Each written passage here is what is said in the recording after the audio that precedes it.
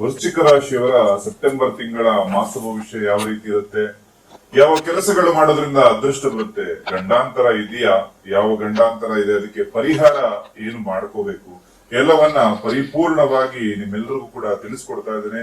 ಇದು ವೃಶ್ಚಿಕ ರಾಶಿಯ ಸೆಪ್ಟೆಂಬರ್ ತಿಂಗಳ ಮಾಸ ಭವಿಷ್ಯ.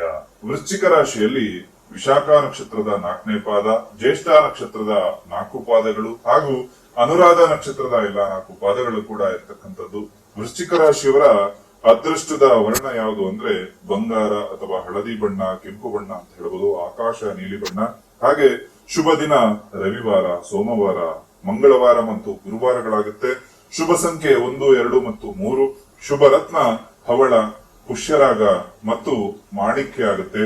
ಹಾಗೂ ಶುಭ ದಿಕ್ಕ ಉತ್ತರ ದಿಕ್ಕಾದ್ರೆ ಉಪಾಸನ ಮಾಡತಕ್ಕಂತಹ ದೈವ ಶಿವನನ್ನ ಉಪಾಸನೆ ಮಾಡಿದ್ರೆ ತುಂಬಾ ಶುಭವಾಗುತ್ತೆ. ಮೊದಲನೇದಾಗಿ ಈ ಮಾಸದಲ್ಲಿರ್ತಕ್ಕಂತಹ ಗ್ರಹಗತಿಗಳ ಬದಲಾವಣೆಗಳು ಯಾವ ತರ ಇರುತ್ತೆ ಅಂತ ನೋಡೋದಾದ್ರೆ, ಆಗಸ್ಟ್ 30ನೇ ತಾರೀಕಿಗೆ ಬುಧ ಸಿಂಹರಾಶಿಯ ಪ್ರವೇಶ ಮಾಡಿದ್ರೆ ಸೆಪ್ಟೆಂಬರ್ 13ಕ್ಕೆ ಕುಜಗ್ರಹ ಕೂಡ ಸಿಂಹರಾಶಿಯ ಪ್ರವೇಶ ಮಾಡುತ್ತೆ.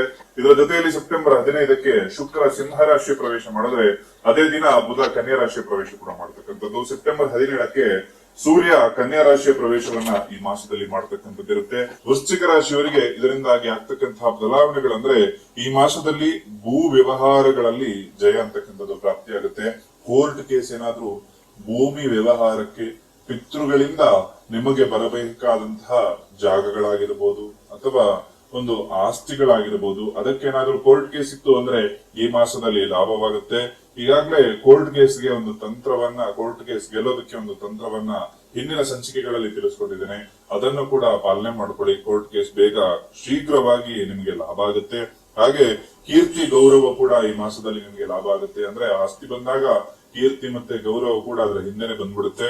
ಹಾಗೆ ಅವಶ್ಯಕವಾಗಿರ್ತಕ್ಕಂತ ವಸ್ತುಗಳಿಂದ ಕೂಡ ಒಂದಷ್ಟು ಜಾಸ್ತಿ ವಸ್ತುಗಳನ್ನ ಖರೀದಿ ಮಾಡ್ತಕ್ಕಂತಹ ಮಾಸ ಈ ಮಾಸ ಆಗಿರುತ್ತೆ. ಅಂದ್ರೆ ಈ ಒಂದು ಮಾಸದಲ್ಲಿ ನಿಮಗೆ ಏನ್ ಅಗತ್ಯ ಇರುತ್ತೆ ಅದಕ್ಕಿಂತ ಹೆಚ್ಚಿನ ವಸ್ತುಗಳನ್ನ ಖರೀದಿ ಮಾಡಿ ಅದರಿಂದಾಗಿ ಮನಸ್ಸಿಗೆ ಸಂತೋಷ, ಆಹಾ ಏನೋ ಒಂದು ಬೇಕಿತ್ತು ಅದನ್ನ 2 ಪಟ್ಟು ತಗೊಂಡೆ, 3 ಪಟ್ಟು ತಗೊಂಡೆ ಅಂತ ಹೇಳಿ ಮನಸ್ಸಿಗೆ ಒಂದು ಸಂತೋಷ ಪಡತಕ್ಕಂತಹ ಮಾಸ ಅಂತ ಹೇಳ್ತೇನೆ. ಹಾಗೆ ಈ ಮಾಸದಲ್ಲಿ ಒಂದಷ್ಟು ಹಲವಾರು ಶುಭ ಸಮಾಚಾರಗಳನ್ನ ನಿಮ್ಮ ಕಿವಿಗೆ ಬೀಳ್ತಕ್ಕಂತಹ ಒಂದಷ್ಟು ಮಾಸ ಅಂತ ಹೇಳ್ತೇನೆ.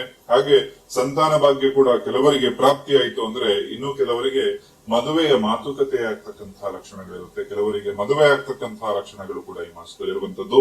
ಮನೆಯಲ್ಲಿ ಶುಭ ಸಮಾರಂಭಗಳು ನೆರವೇರ್ತಕ್ಕಂತಹ ಲಕ್ಷಣ ಇರುವಂತದ್ದು. ತಂಗಿಯ ಮದುವೆ ಆಗಿರಬಹುದು, ತಮ್ಮನ ಮದುವೆ ಆಗಿರಬಹುದು ಅಥವಾ ಮಕ್ಕಳ ಮದುವೆ ಆಗಿರಬಹುದು. ಈ ರೀತಿ ಶುಭ ಸಮಾರಂಭಗಳು ಮನೆಯಲ್ಲಿ ನಡೀತದೆ. ಆಸ್ತಿ ಲಾಭ ಆಗುತ್ತೆ. ಭೋಗ ವಸ್ತುಗಳನ್ನ ಖರೀದಿ ಮಾಡೋದಕ್ಕೆ ಮನಸ್ಸು ಮಾಡ್ತೀರಿ. ಅಂದ್ರೆ ಏನೊಂದು ಐಟಮ್ ತಗೋಬೇಕು ಅಂತ ಹೇಳಿ ಒಂದಷ್ಟು ಟೈಮ್ ಇಂದ ಅನ್ಕೊಂಡಿರ್ತೀರಿ, ತಗೊಳ್ಳೋದಕ್ಕೆ ಆಗ್ತಾ ಇರೋದಿಲ್ಲ.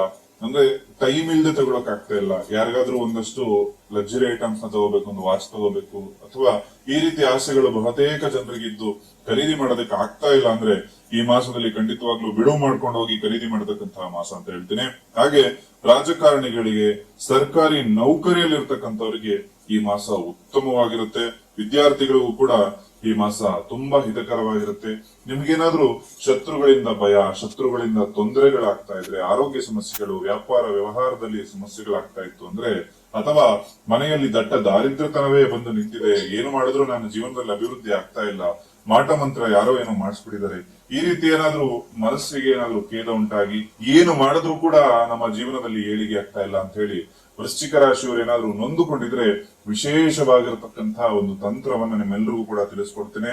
ಈ ತಂತ್ರವನ್ನು ನಿಮ್ಮ ಮನೆಯಲ್ಲಿ ನೀವು ಮಾಡೋದ್ರಿಂದ ಸುಖ, ಶಾಂತಿ, ನೆಮ್ಮದಿ ಅಂತಕ್ಕಂಥದ್ದು ಕೂಡ ನಿಮಗೆ ಪ್ರಾಪ್ತಿಯಾಗುತ್ತೆ. ಹಾಗೂ ಅಷ್ಟ ಐಶ್ವರ್ಯಗಳು ಕೂಡ ನಿಮಗೆ ಪ್ರಾಪ್ತಿ ಆಗ್ತಕ್ಕಂಥದ್ದಿರುತ್ತೆ. ಆ ವಿಶೇಷ ತಂತ್ರವನ್ನ ಈ ವಿಡಿಯೋದ ಕೊನೆಯಲ್ಲಿ ತಿಳಿಸ್ಕೊಡ್ತೇನೆ. ಮೊದಲಿಗೆ ಮೂಲವಾಗಿರತಕ್ಕಂತಹ ಮಾಸ ಭವಿಷ್ಯವನ್ನ ಪೂರ್ಣವಾಗಿ ನೋಡ್ಕೊಂಡು ಆನಂತರ ವಿಚಾರಕ್ಕೆ ಹೋಗೋದಾದ್ರೆ, ನ್ಯಾಯಾಲಯದಿಂದ ತೊಂದರೆ ಅಂತಕ್ಕಂಥದ್ದು ಕೂಡ ಸಾಧ್ಯ ಆಗುತ್ತೆ. ಅಂದ್ರೆ ಭೂಮಿ ವ್ಯವಹಾರಗಳಿಗೆ ನ್ಯಾಯಾಲಯದಿಂದ ಲಾಭ ಆಯ್ತು ಅಂದ್ರೆ, ಬೇರೆ ವಿಚಾರಗಳು ಏನಾದ್ರೂ ಕ್ರಿಮಿನಲ್ ಕೇಸ್ಗಳಿತ್ತು ಅಂದ್ರೆ ಈ ಮಾಸದಲ್ಲಿ ನಷ್ಟ ಆಗ್ತಕ್ಕಂಥದ್ದು ಕೂಡ ಇರುತ್ತೆ. ಹಾಗೆ ವೃತ್ತಿಯಲ್ಲಿ ಒಂದಷ್ಟು ಏರಿಳಿತಗಳನ್ನ ಕೂಡ ವೃಶ್ಚಿಕ ರಾಶಿಯವರು ಈ ಮಾಸದಲ್ಲಿ ನೋಡಬಹುದು. ಶತ್ರುಗಳಿಂದ ಒಂದಷ್ಟು ತೊಂದರೆಗಳಾಗುತ್ತೆ. ಕಣ್ಣಿನ ದೋಷ ಅಂತಕ್ಕಂಥದ್ದು, ಕಣ್ಣು ಸ್ಪೆಕ್ಸ್ ಯಾರಾದ್ರೂ ಬಳಸ್ತಾ ಇದ್ರೆ ಖಂಡಿತವಾಗ್ಲೂ ಕಣ್ಣಿನ ವಿಚಾರದಲ್ಲಿ ತುಂಬಾ ಎಚ್ಚರಿಕೆಯನ್ನ ಈ ಮಾಸದಲ್ಲಿ ನೀವು ವಹಿಸಬೇಕಾಗತ್ತೆ. ಅಥವಾ ವೃಶ್ಚಿಕ ರಾಶಿಯವರಿಗೆ ಏನಾದ್ರೂ ಕಣ್ಣು ಸರಿಯಾಗಿ ಮಂಜಾಗ್ತಾ ಇದೆ, ಈ ರೀತಿ ಸಮಸ್ಯೆಗಳಿತ್ತು ಅಂದ್ರೆ ಕಣ್ಣನ್ನ ಒಂದ್ಸಲ ಪರಿಶೀಲನೆ ಮಾಡ್ಕೊಳ್ಳಿ. ಕಣ್ಣಿನ ಸಂಬಂಧಪಟ್ಟಂತ ಸಮಸ್ಯೆಗಳು ಕೂಡ ಪರಿಹಾರ ಆಗುತ್ತೆ. ಹಾಗೂ ಶುಕ್ರವಾರದ ದಿನ ಲಕ್ಷ್ಮೀ ದೇವಿಯ ಪೂಜೆಯನ್ನ ಕೂಡ ಈ ಮಾಸದಲ್ಲಿ ನೀವು ಮಾಡಬೇಕಾಗತ್ತೆ. ರೋಗ ನಿವಾರಣೆ ಅಂತಕ್ಕಂಥದ್ದು ಇದರಿಂದ ನಿಮಗೆ ಆಗತ್ತೆ. ಹಾಗೂ ಸೇವಕರನ್ನು ಗೌರವದಿಂದ ಕಾಣಬೇಕು. ನಿಮ್ಮ ಮನೇಲಿ ಯಾರಾದ್ರೂ ಕೆಲಸಕ್ಕೆ ಬರ್ತಾ ಇದ್ರೆ ಅಥವಾ ನೀವೇನಾದ್ರೂ ಉನ್ನತ ಹುದ್ದೆಯಲ್ಲಿದ್ದು ನಿಮ್ಮ ಕೈ ಕೆಳಗಡೆ ಒಂದಷ್ಟು ಜನ ಕೆಲಸ ಮಾಡ್ತಾ ಇದ್ರೆ ಅವರನ್ನ ಒಂದಷ್ಟು ಗೌರವದಿಂದ ನೀವು ಕಾಣಬೇಕಾಗತ್ತೆ. ಆಗ ಮಾತ್ರ ಈ ಮಾಸ ನಿಮಗೆ ಶುಭವಾಗುತ್ತೆ. ಹಾಗೂ ಸಿನಿಮಾ ನಟಿಯರಿಗೆ, ಕಲಾವಿದರಿಗೆ ಅಥವಾ ಒಂದಷ್ಟು ಪುಸ್ತಕ ವ್ಯಾಪಾರಿಗಳಿಗೆ, ಲಾಯರ್ಗಳಿಗೆ, ಡಾಕ್ಟರ್, ಇಂಜಿನಿಯರ್ ಎಲ್ಲರಿಗೂ ಕೂಡ ಈ ಮಾಸ ಸ್ವಲ್ಪ ಮಧ್ಯಮವಾಗಿತ್ತು. ಅಂದ್ರೆ ಬೆಳ್ಳಿ ಬಂಗಾರ ವ್ಯಾಪಾರಿಗಳಿಗೆ, ರೇಷ್ಮೆ ವ್ಯಾಪಾರಿಗಳಿಗೆ, ಪೆಟ್ರೋಲ್ ಎಣ್ಣೆ, ಕಬ್ಬಿಣ ವ್ಯಾಪಾರಿಗಳಿಗೆ ಈ ಮಾಸ ಅತ್ಯಂತ ಶುಭವಾಗಿರುತ್ತೆ. ಹಾಗೂ ಶನೈಶ್ಚರ ಸ್ತೋತ್ರವನ್ನ ಈ ಮಾಸದಲ್ಲಿ ನೀವು ಜಪ ಮಾಡ್ಕೊಳ್ಬೇಕಾಗುತ್ತೆ. ಇದರಿಂದ ಒಳ್ಳೆದಾಗುತ್ತೆ. ನೀಲಾಂಜನ ಸಮಾಭಾಸಂ ರವಿಪುತ್ರಂ ಯಮಾಗ್ರಜಂ ಛಾಯಾ ಮಾರ್ತಾಂಡ ಸಂಭೂತಂ ತನ್ನಮಾಮಿ ಶನಿಶ್ಚರಂ. ಇದು ಶನಿಯ ಮಂತ್ರ. ಗೂಗಲ್ ಮಾಡಿದ್ರೆ ಸಿಕ್ಬಿಡುತ್ತೆ, ಇಲ್ಲಾಂದ್ರೆ ಕಮೆಂಟ್ ಸೆಕ್ಷನ್ ಅಲ್ಲಿ ಕೊಡಿರುತ್ತೆ, ನಾವು ಚೆಕ್ ಮಾಡ್ಕೊಳ್ಳಿ. ಓಂ ಏಂ ಸರಸ್ವತ್ಯೈ ನಮಃ. ಈ ಮಂತ್ರವನ್ನ ಪ್ರತಿನಿತ್ಯ ಲೆಕ್ಕ ಇಟ್ಕೊಳಕ್ ಹೋಗ್ಬೇಡಿ. ಫ್ರೀ ಇದ್ದಾಗೆಲ್ಲ ಈ ಮಂತ್ರವನ್ನ ಹೇಳ್ಕೊಂಡಿರಿ. ವೃಶ್ಚಿಕ ರಾಶಿಯವರು ಒಂದಷ್ಟು ಜ್ಞಾನಾರ್ಜನೆ ಅಂತಕ್ಕಂಥದ್ದು ಕೂಡ ನಿಮ್ಗೆ ಆಗುತ್ತೆ. ಶುಭ ದಿನಗಳು ಈ ಮಾಸದಲ್ಲಿ ಯಾವ್ದು ಅಂತೆಲ್ಲ ತಿಳಿಸ್ಕೊಟ್ಟಿದ್ದೇನೆ. ಹಾಗೆ ಈ ಮಾಸದಲ್ಲಿ ಮಾಡಬಹುದಾದ ತಂತ್ರದ ಬಗ್ಗೆ ಈಗಾಗಲೇ ತಿಳಿಸ್ತಾ ಇದ್ದೆ. ಆ ತಂತ್ರ ಏನಪ್ಪಾ ಅಂತಂದ್ರೆ ವಿಶೇಷವಾದ ಪಂಚದೀಪವನ್ನ ಮನೆಯಲ್ಲಿ ಹಚ್ಚುವಂಥದ್ದು. ಈ ಪಂಚದೀಪಗಳು ಅಂದ್ರೆ 5 ದೀಪಗಳು ಹಚ್ಚಬೇಕಂದ್ರೆ ಖಂಡಿತವಾಗ್ಲೂ ಇಲ್ಲ.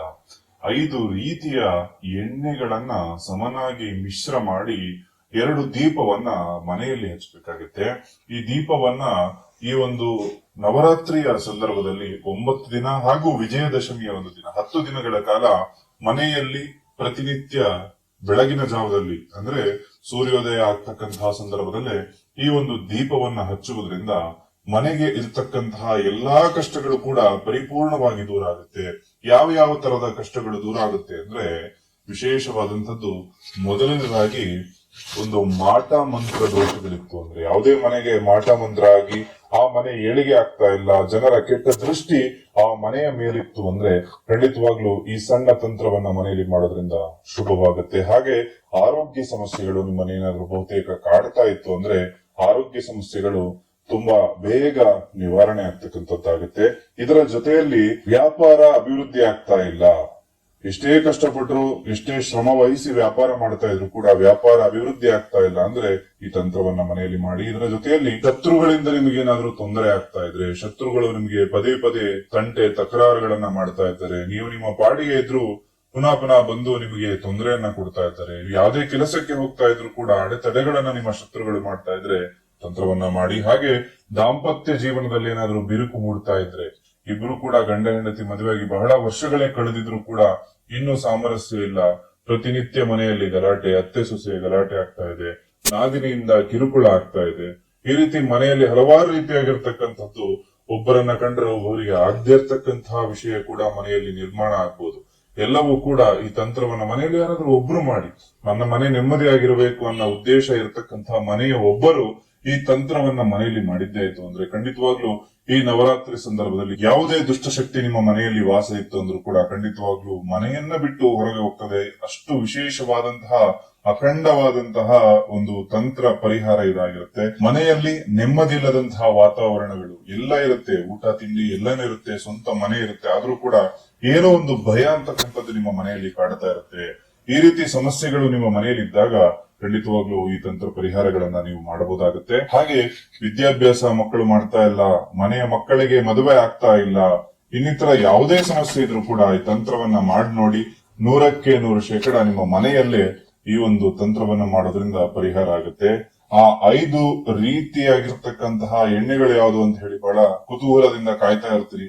ಆ 5 ಎಣ್ಣೆಗಳು ಯಾವುದು ಅಂದ್ರೆ ಮೊದಲನೇದಾಗಿ ಎಳ್ಳೆಣ್ಣೆ, ಎರಡನೆಯದಾಗಿ ಒಂದು ತುಪ್ಪವನ್ನ ಅದಕ್ಕೆ ಬೆರೆಸ್ಕೋಬೇಕಾಗತ್ತೆ, ಮೂರನೆಯ ಎಣ್ಣೆ ಹಿಪ್ಪೆ ಎಣ್ಣೆಯನ್ನ ಹಾಕೋಬೇಕು. ಹಿಪ್ಪೆ ಎಣ್ಣೆ ಅಂದ್ರೆ ನಿಮ್ಮ ಗ್ರಂಥಿಕೆ ಅಂಗಡಿಗಳಲ್ಲಿ ಇದು ಸುಲಭವಾಗಿ ಸಿಗುತ್ತೆ. ಹಾಗೂ 4ನೇ ಎಣ್ಣೆ ಬೇವಿನ ಎಣ್ಣೆ ಆಗಿರುತ್ತೆ. 5ನೆಯ ಎಣ್ಣೆ ಹರಳೆಣ್ಣೆ.